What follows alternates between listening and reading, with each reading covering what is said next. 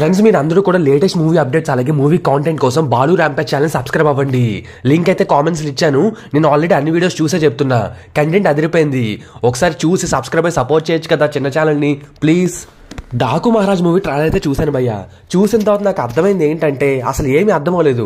Story మొత్తాన్ని కూడా దాచేశారు and లైట్గా సినిమా ఎలా ఉండబోతుంది అనే దాని విషయం మీద చూపించారు. ఆల్రెడీ మనకి చాలా లీక్స్ వచ్చాయి. సినిమా సెకండ్ హాఫ్లో ఆ డాకు క్యారెక్టర్ ఉంటుంది, ఫస్ట్ హాఫ్లో అంతా కూడా నార్మల్ బాలయ్య ఉంటాడని తెలిసిందే. ఇవన్నీ కూడా టిపికల్ బాలయ్య సినిమాల్లో ఉండేవే. అండ్ స్టోరీ కూడా చూస్తుంటే కొత్తగా అంత బీభత్సంగా ఏమీ లేదు. అండ్ డైరెక్టర్ బాబీ కూడా రొటీన్ స్టోరీస్నే కొంచెం కొత్తగా చెప్పడానికి ట్రై చేస్తాడు. స్క్రీన్ ప్లేలో మంచి ఎలివేషన్స్ పాయింట్ వేసుకుని మంచి డైలాగ్స్ పెట్టి చూపిస్తాడు. ట్రైలర్ అయితే బాగుంది భయ్య, మరీ బీభత్సమని చెప్పను కానీ అన్నిటికంటే మైనస్ పాయింట్ ఏంటంటే ట్రైలర్లో బాలయ్య రేంజ్కి తగ్గట్టుగా ఒక్క డైలాగ్ కూడా పర్లేదు. అండ్ ఆయనకి కూడా బీభత్సమైన ఎలివేషన్ కూడా ఏమి ఇవ్వలేదు భయ్య. జస్ట్ అలా లైట్గా షార్ట్స్ అన్ని చూపించి వదిలేశారు. మరీ ఎక్కువ రివీల్ చేసిన డైలాగ్స్ పెట్టినా సినిమా స్టోరీ లీక్ అయిపోతుంది అనుకున్నారేమో కానీ బట్ ఒక మంచి డైలాగ్ పడి ఉంటే బాగుండేది.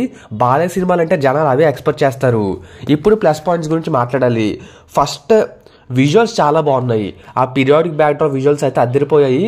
అండ్ సెకండ్ తమన్ బీజం కొంచెం ఎక్కడో విన్నట్టు అనిపించినా సరే బీజం అయితే నాకైతే బాగా నచ్చింది.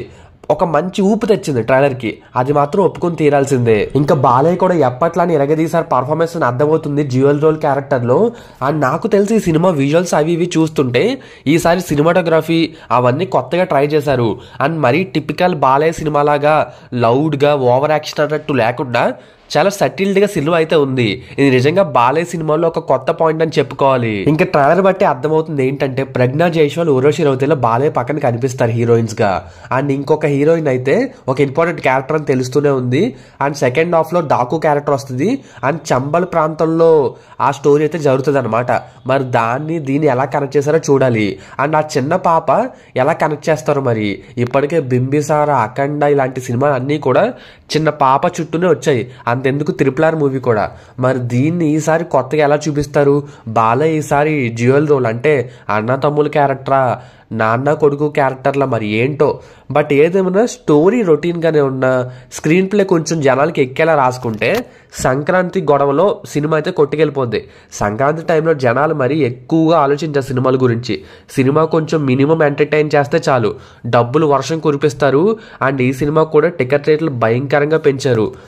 అర్ధరాత్రి వేసి 1 గంట షో లేదంటే 4 షోకి టికెట్ రేట్లు 500 భయ్యా, దారుణం. డాకు మహారాజ్ మూవీకి 4 షోలు వేస్తున్నారు, 500 టికెట్ రేట్ పెట్టేశారు. ఆ తర్వాత నుంచి అన్నీ కూడా సింగిల్ స్క్రీన్స్లో 110 రూపాయలు పెంచుకోవచ్చు అంట, మల్టీప్లెక్స్లో 135 రూపాయలు పెంచుకోవచ్చట. ఇప్పుడు మల్టీప్లెక్స్లో సపోజ్ టికెట్ 150 ఉందనుకోండి ఆంధ్రప్రదేశ్లో, 150 మీద 135 పెంచుకోవచ్చు.